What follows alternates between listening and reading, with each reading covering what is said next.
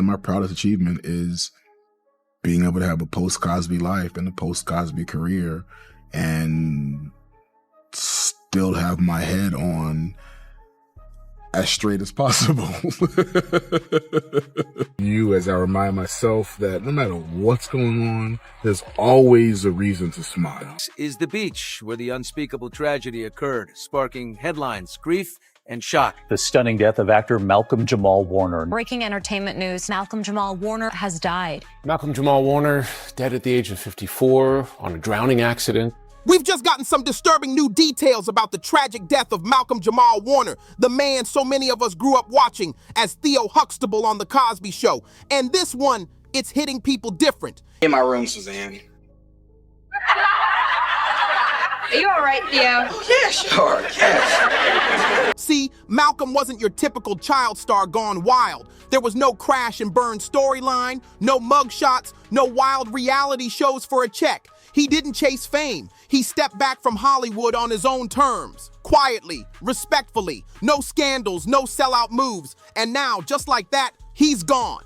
According to reports, Malcolm drowned during a family vacation in Costa Rica. They say a rip current pulled him out at Playa Cocos, and another man who was with him barely made it out alive. But here's what's not sitting right with folks. Malcolm was finally getting back in the spotlight. He had momentum. His podcast, Not All Hood, wasn't just another celeb project. It was a powerful platform where he dug deep, calling out the dark side of the industry and lifting the curtain on the double standards that black actors still face today. And the reason for the title is combating the narrative of black life, black culture that the media focuses on.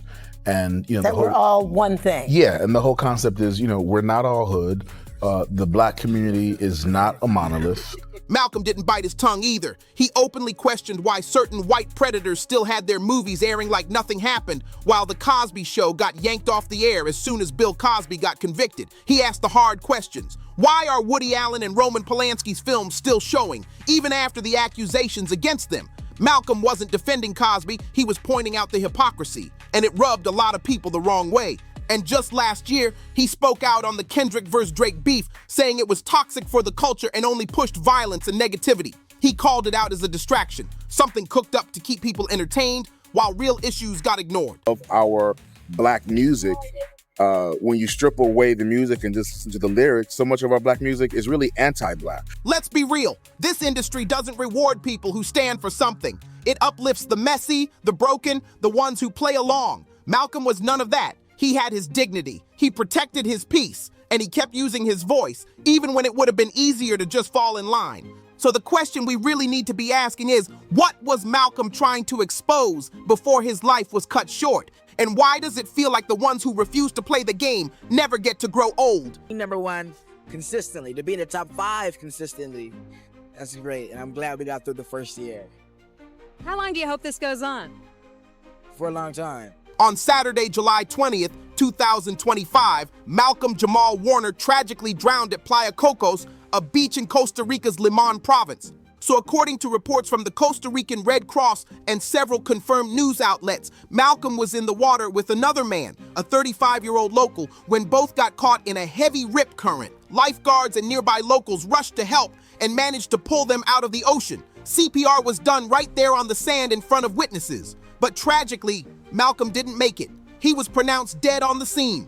The other man, he was rushed to the hospital and was listed in critical condition. Ambulances were reportedly sent to the scene and attended to 2 adult male patients. One of the patients was Warner, who was ultimately declared dead at the scene after receiving CPR. The other patient was taken to a local clinic in critical condition. Malcolm's body was later transferred to Costa Rica's forensic medicine unit in San Joaquin de Flores for a full autopsy. Officials listed his cause of death as asphyxia due to submersion. A standard drowning, basically. They called it an accident, no foul play, case closed, supposedly. Now let's talk about where this happened, Playa Cocos. It's a popular beach for surfers, but it's also got a reputation for dangerous rip currents, especially in July. The area's risky partly because lifeguards aren't always on duty. When government budgets get tight, the beach is left mostly unmonitored.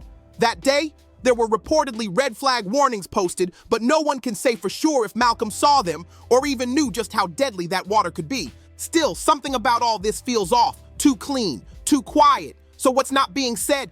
First off, there's zero photo or video evidence from the rescue, and that's strange considering this was a public beach during the daytime in the social media era where everything gets recorded. No beachgoers with phones out, no surveillance footage, nothing. That's suspicious. Even weirder, a random short clip has now resurfaced showing Malcolm casually walking along the beach. But here's the thing, nobody knows who filmed it, when it was shot, or why it even exists. Update on the drowning death of Malcolm-Jamal Warner.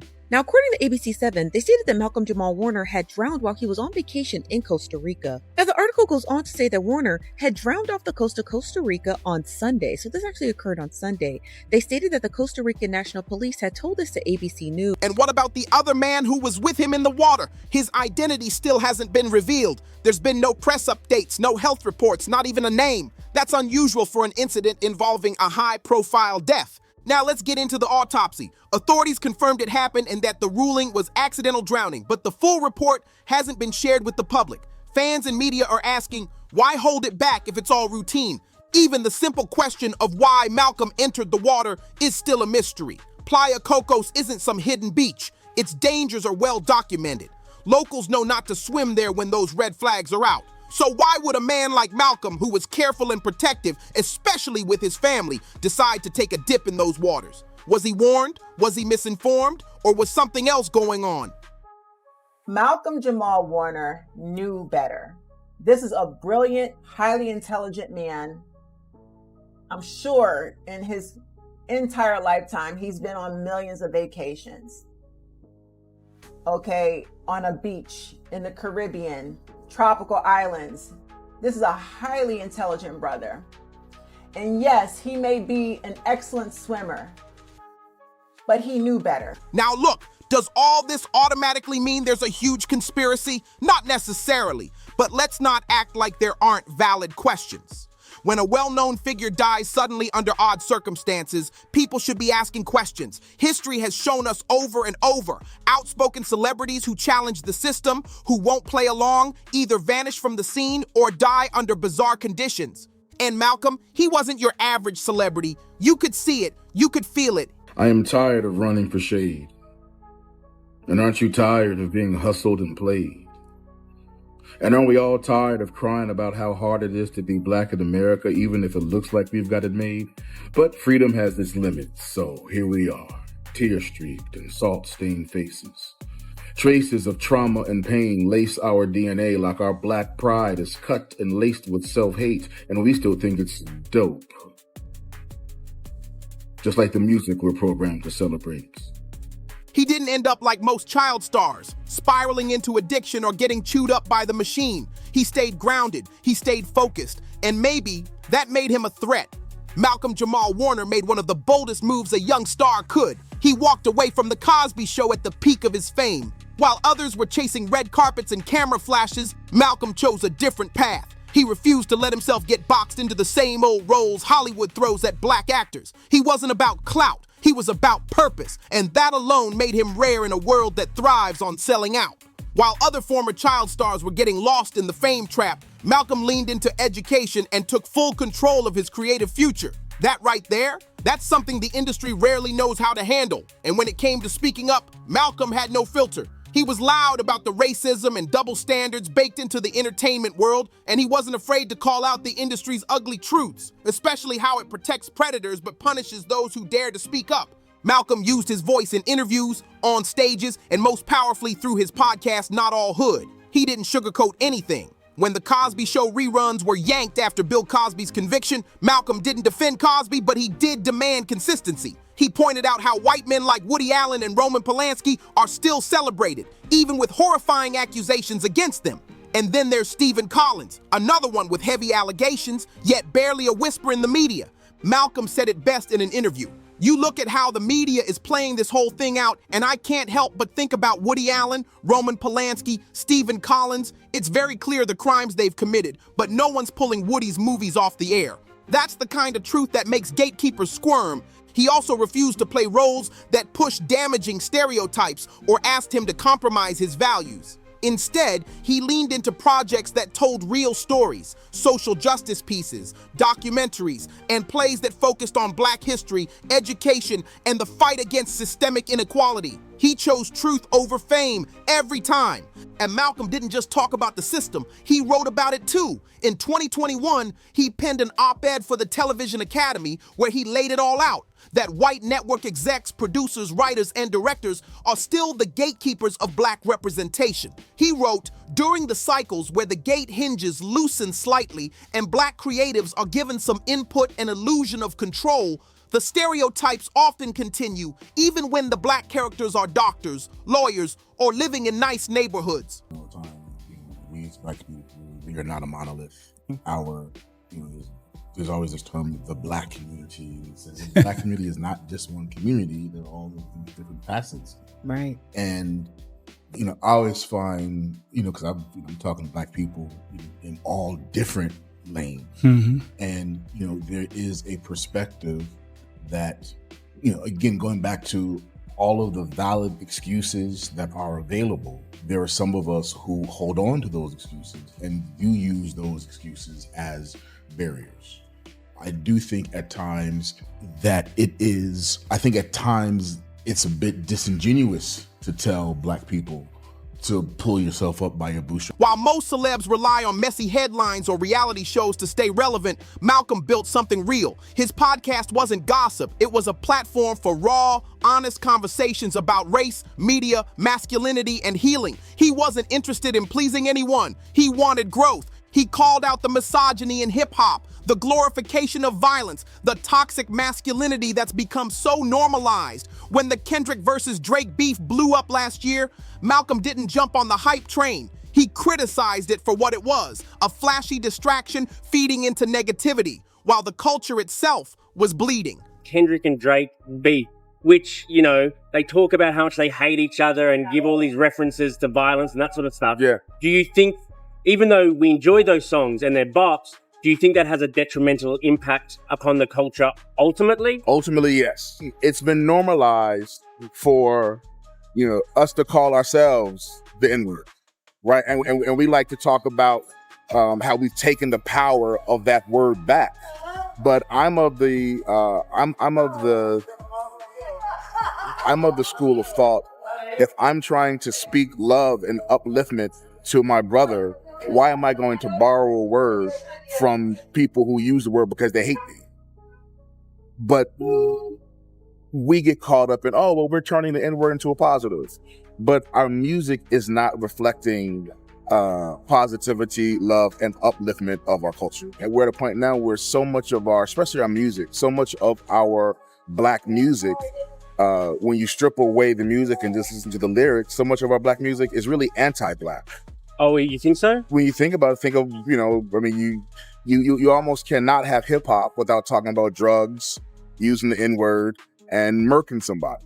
Right. Or calling a female, a bitch or a hoe. Like that's become we've normalized that so much that I think we need a space where we can say, wait a minute, that's not all who we are. Malcolm stood firm. He never sold out. He never stayed quiet just to keep a check. And because of that, he was never the industry's favorite. The machine doesn't reward truth tellers. It sidelines them. It tries to break them. But Malcolm stayed solid for decades. He kept his dignity, his values, and his voice. And that's exactly why he didn't get the recognition he truly deserved while he was still here.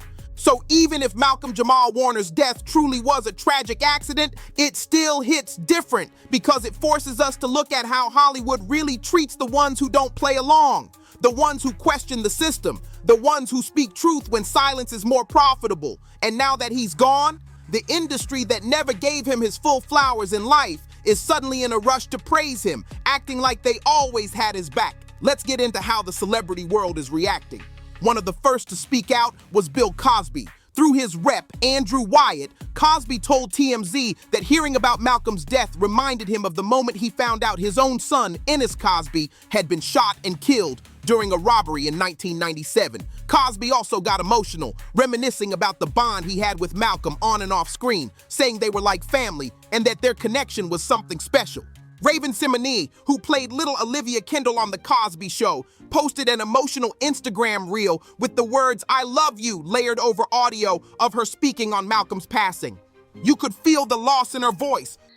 Words cannot describe the pain and sadness and surprise that I feel with the recent loss of MJW. He was the big brother. He was a beacon. He was one of the most multifaceted, talented men. So gentle. And my heart and soul and hugs and kisses go out to his daughter and his wife and his mother. He gave the best advice. He gave the best hugs. And his smile will always be a huge, bright, fucking white smile in my head forever. I love you, and I know you're watching over all of us now. Bye, Malcolm. Karen Molina White, who played Charmaine Brown and also dated Malcolm for 7 years, shared a throwback photo of the two of them, writing in the caption, "What a profound karmic relationship, my friend. Thank you. Until we meet again. Love you always in all ways." She also sent love to Malcolm's wife, Pam Warner, and their daughter. Gary Leroy Gray, who played Nelson Thibodeau in the later seasons of The Cosby Show, took to Instagram with a heartfelt message. "You were mythical. A black boy didn't have much to look up to coming up in my era. Even the ones we thought were idols turned out to be cold, dressed in chrome. You were the real deal, one of the good ones, as cliche as that sadly sounds these days." Then there were Chris and Clayton Griggs, the twins who played the younger version of Nelson. They posted a more recent photo from a meetup with Malcolm, writing, "Still trying to process that you're gone in the physical. Brother Malcolm-Jamal Warner was so much more than a legend to us. He was family, a true friend, a mentor, and a constant source of inspiration. As for fans, they're grieving hard. This one doesn't feel like just another celebrity death. It feels personal. Malcolm wasn't just some face on a screen. He was Theo. He was the big brother figure for a whole generation who grew up watching him grow up too. One fan said it best, 'This feels like America's brother passed away. Rest in power, Malcolm. You were always our Theo.' Thank you for watching. Don't forget to subscribe, like, and share. See you on the next one.